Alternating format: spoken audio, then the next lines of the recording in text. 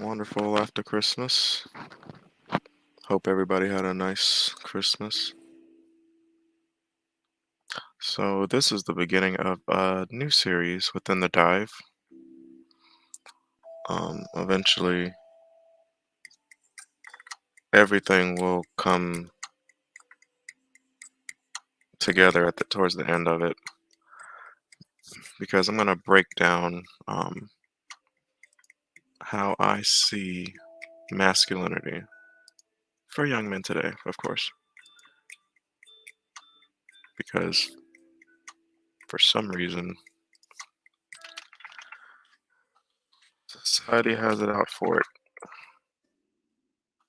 That's one of our greatest qualities as men. So let me introduce this new series. I'm going to also talk about something that ties very well within it that some of you guys might not have thought about. So this is the start of the series, The Dive, Trials of Men.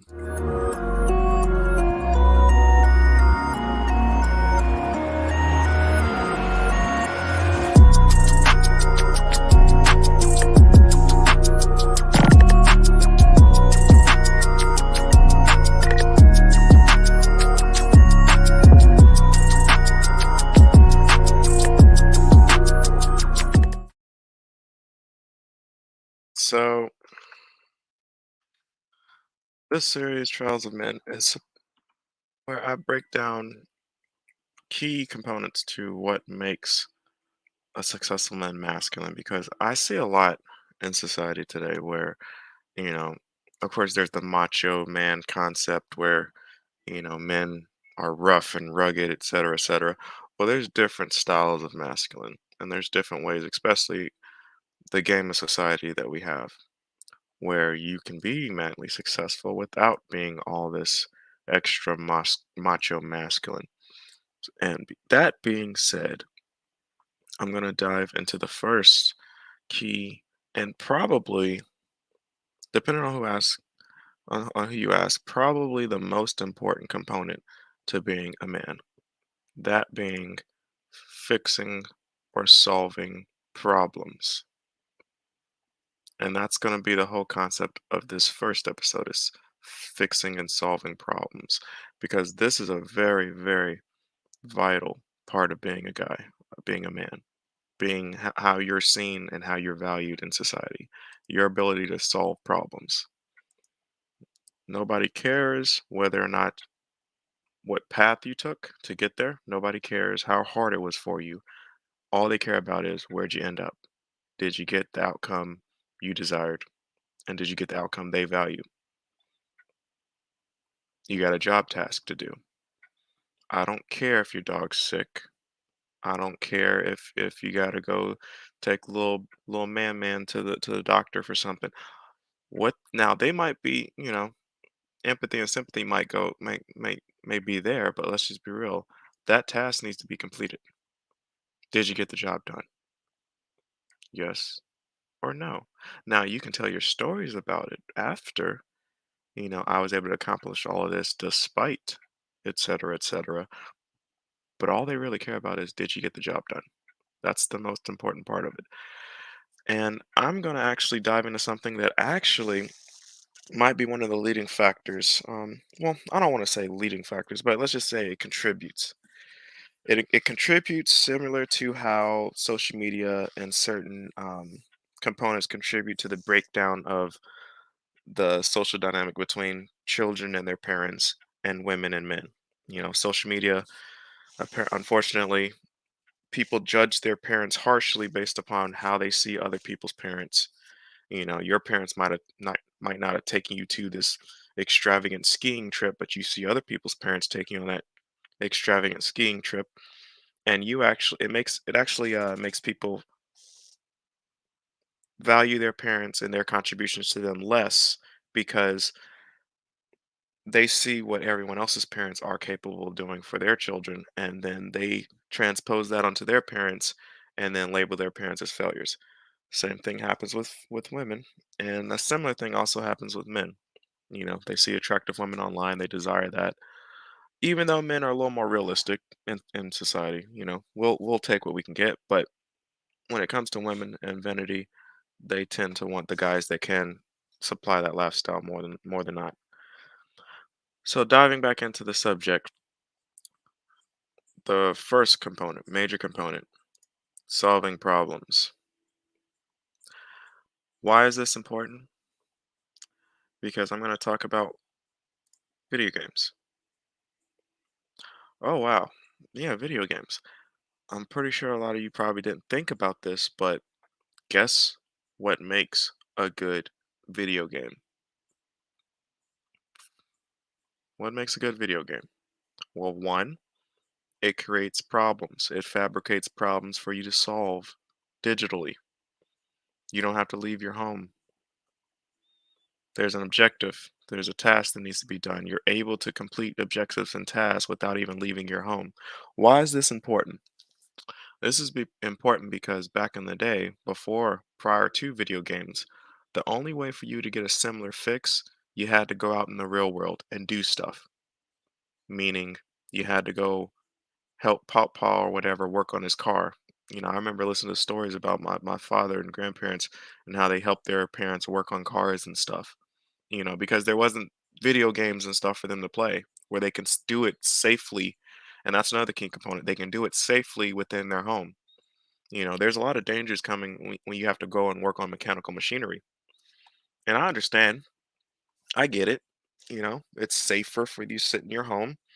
It feeds upon that need for you to want to solve problems. Because let's be real, I know for a fact video games are heavily valued by men.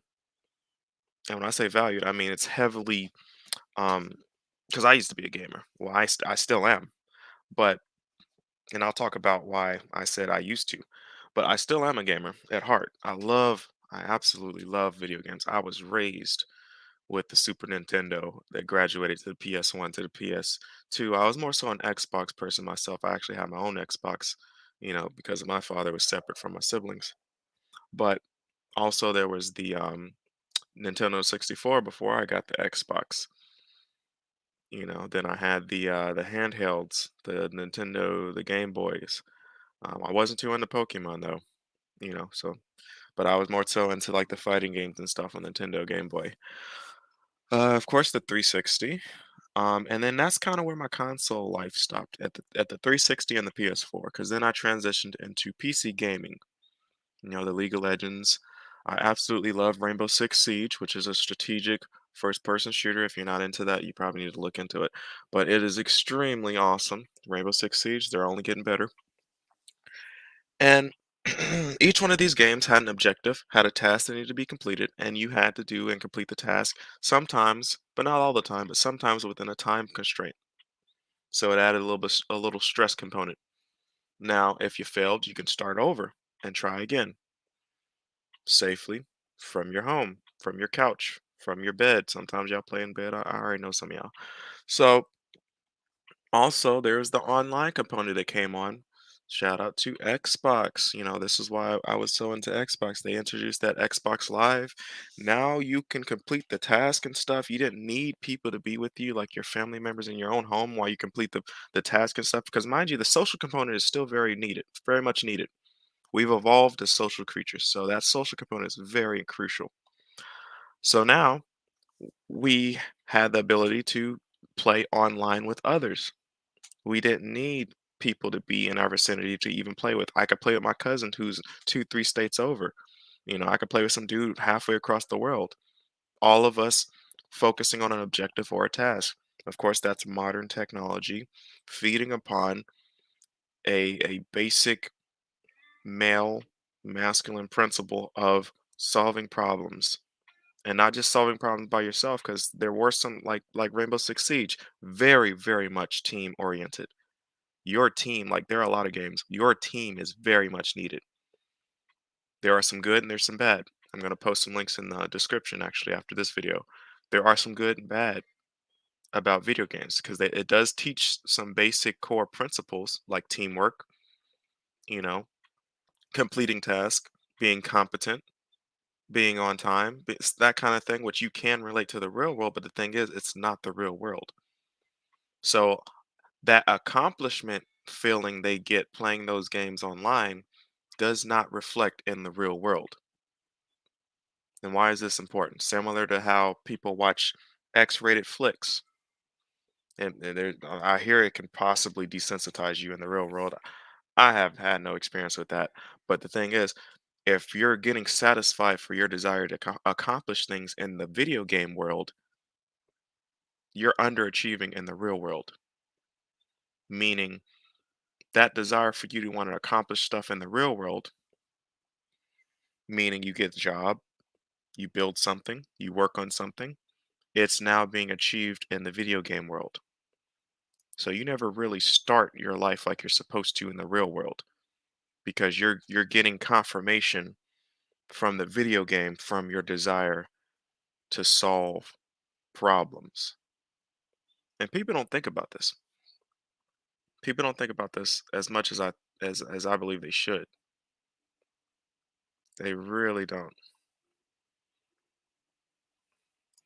And as I upload this clip real quick, I'm actually going to tell a bit about myself and why and how I kind of came upon this. And when I say came upon it, it's like, it is what it is. You know, it's always been a thing where people would say video games this, video game that. And don't get me wrong, I was one of the people who defended video games because, as I said, I was a very, very avid gamer. I still do to some extent, love playing video games today. So let me get into a personal story.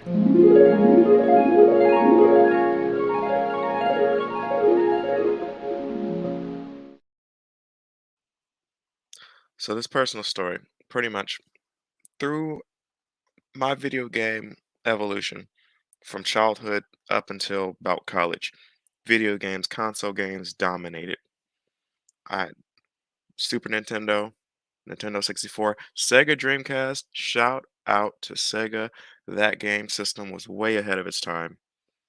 One of the absolute best video game consoles I've ever seen related to its peers. Sega Dreamcast, way ahead of its time. Shout out to them. Nintendo 64, Xbox, Xbox 360, PS2, PS1. See, I was an Xbox guy. I wasn't really into PlayStation. Um, I played my cousin's PS3s, but I never had one. PS4, I never had one. But I did have Xbox 360 and Xbox One. Like I said, I was an Xbox person. Xbox Live. What else? And I believe right around that time it ended because before the PS5 came out and before the Xbox One came out, right? So I was into those consoles. And then while I was in college, I transitioned halfway through college, I transitioned into PC gaming. And I got into League of Legends and Overwatch. And what else? There was another game, I can't think of it. But those games, and then eventually later, like today, I got into Rainbow Six Siege. Now, here's one thing I did notice. The amount of time I spent gaming went down as I went through college and as I started desiring to accomplish stuff in the real world, meaning work and things of that nature. And people who know me will tell you when it came to gaming on Xbox 360, my number one game was Gears of War. I was a god at Gears of War 1 and 2. If they had an esports at the time when I was playing that game, I would have been on the ranking list.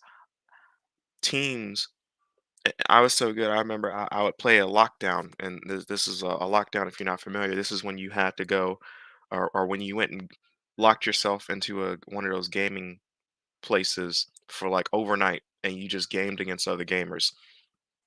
I absolutely destroyed everybody I went up against. Teams' entire strategies was based upon me not getting the sniper rifle because I was an absolute god when I grabbed that sniper rifle, and they knew it. So their entire objective, I'm talking about this is a team of like 4. Like their entire objective was literally just to prevent me from getting that sniper rifle. literally. That was their entire objective. My other teammates, now eventually we won because strategy. We realized, okay, hey, they're going to try to prevent me from getting the sniper rifle, so therefore my other teammates went and got the other better weapons because they literally sent their entire team after the sniper rifle. Now there's like the boomer and other weapons and stuff that they could have went and gotten, but they literally just said, "Nah, screw all them other weapons. Let's prevent this mother sucker from getting that goddamn sniper rifle. Because once he gets that sniper rifle, you show your face, you dead." That's how good I was at one point in my life, and I still wiped him out. But because I was still just as good with my shotgun, but the that accomplishment feeling, I mean, let's just be real. When you're so great at something, I ain't gonna lie, it feels awesome. Like when you're a god level at something, it is absolutely awesome. But the thing was that god level ended as soon as that game cut off. As soon as that game cut off, I was back to normal. I was back in the real world. I was still a student, broke, didn't have anything, didn't accomplish anything. So when I got through college, now this is after that my god level status because because I played games less as I got into college because I had other objectives and stuff I needed to do. I had classes, I had work, so it weathered down my ability to play. However, from time to time when I had some free time, I would favor playing Gears of War. Now this is when after Gears of War 1, now we're into like Gears of War 2, 3, and 4. So it's different variations. My skill level dropped drastically because I hadn't been playing it like I used to. So my skill level dropped through college. But I was still able to maintain some level of competency in it. But I noticed something actually.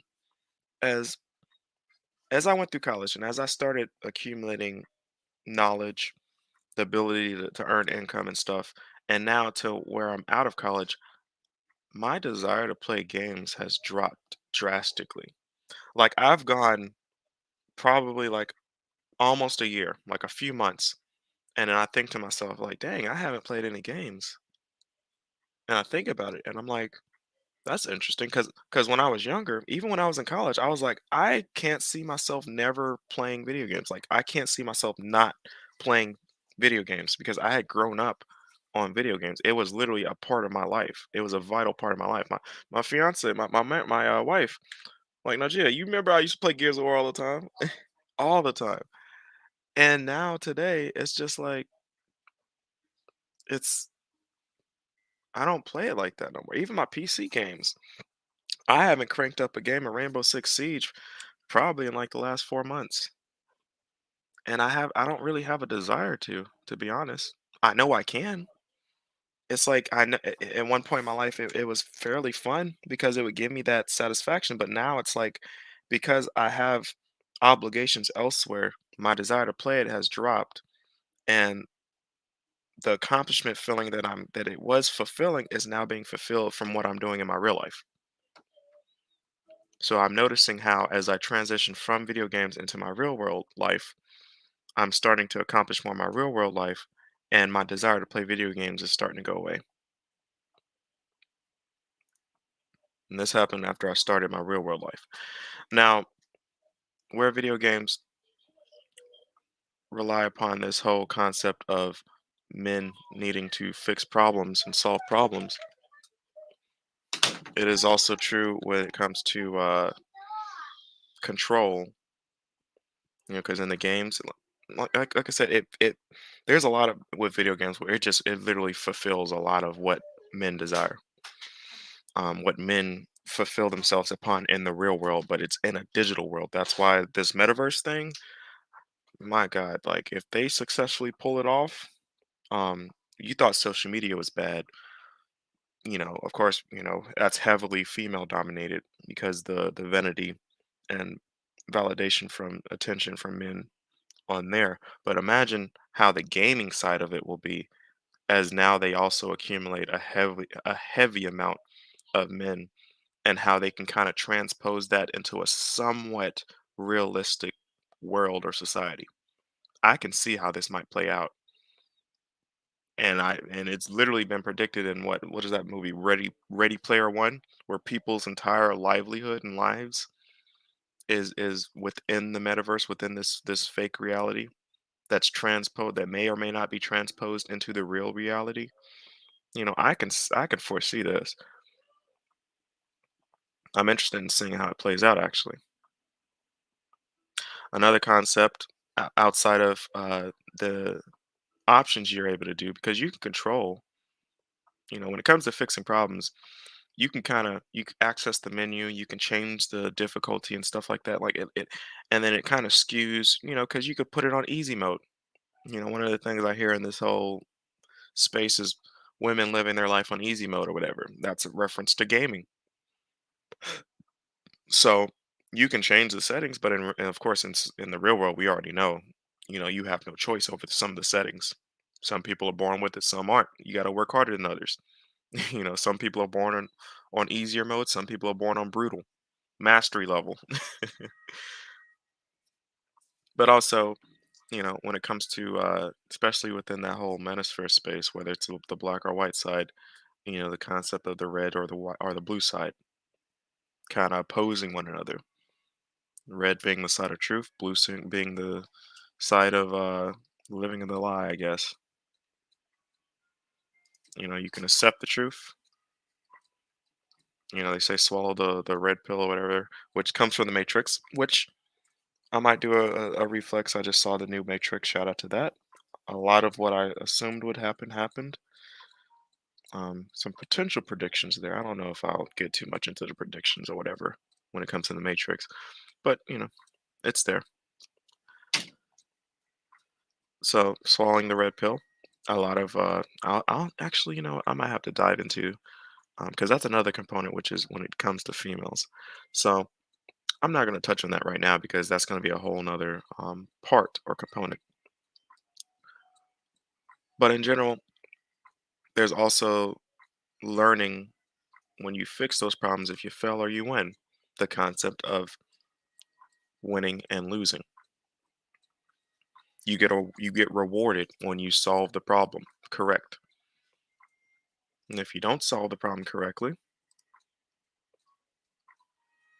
the game alerts you of that. So you learn some real world applications. There are no participation trophies in most games, in most video games. There are none. Either you're sufficient at the game, you get your butt whooped. Oh God, I feel sorry for the people on online fighting. I can't do it. I'd get some of them people are so far advanced in that online fighting stuff. They would absolutely wipe the floor with you. Like and you will not have a desire to play the game after that because it makes it, no, it doesn't make it fun. Like they will absolutely wipe the floor with you. So I stick to my Rainbow Six and stuff where it's a little funner. I don't play ranked because I'm not like, I don't play it that often, so I already know I'll get my butt wiped. I'd be I'd be smeared across the floor. I don't have a decent team. Like I don't have anyone that's in my circle that plays it. So I'll be playing with random people online and like I said, that game is team oriented, which there are professionals and teams that actually are out there that play that game. So it's no fun for me to play the ranked. I just play it for fun with other random people. From time to time there might be a pro player in there. He'll murk everybody, but it's still fun. You achieve the goal, you don't achieve the goal. There's that false sense of that adrenaline rush when it's like me versus like two or three other people because my whole team got wiped out. Now I'm the last person, and I got to try to you know, s- save the round myself. I got traps set and the goal is they got to get here, and I'm trying to wipe them out before they achieve the goal. So there is a bit of the danger, but it's not real danger. It's within the game, and it does feed upon some of our natural desire as men to solve problems, the risk we take to solve those problems, because the risk is you lose the game, and you can always reboot it. You can restart. You can get a do over. Nothing is solid or nothing is no correction. Some games, what is it? I forgot what the name. I think it's like one of those Elder Scroll games or something where if you die permanently. So there are some games that uphold that, and guys like to play it because it does have that factor. It has that factor of if you die for good. That adrenaline rush where your character's on the brink and you're trying to save your character. So even some games do, they negate that where if you die, you're dead for good. But most games, they allow you to start over. You're able to reboot it, restart, whatever, start it all over and try again.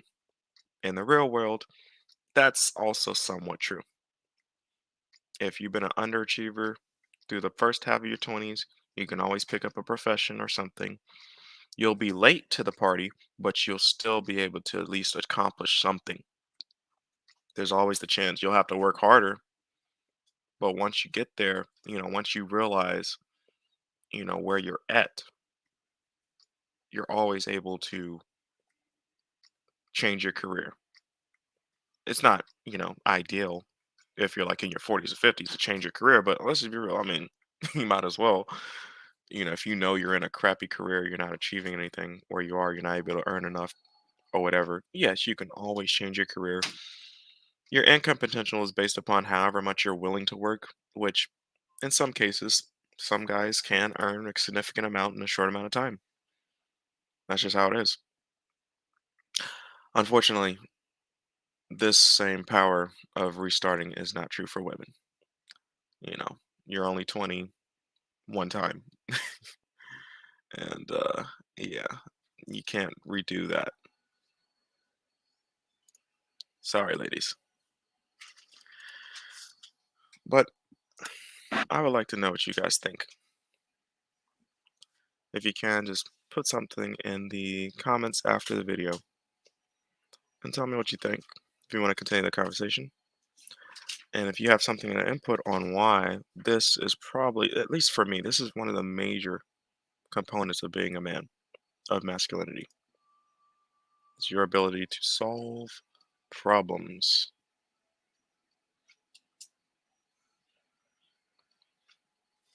So please, let me know what you think. Thanks for watching. Until next time, people.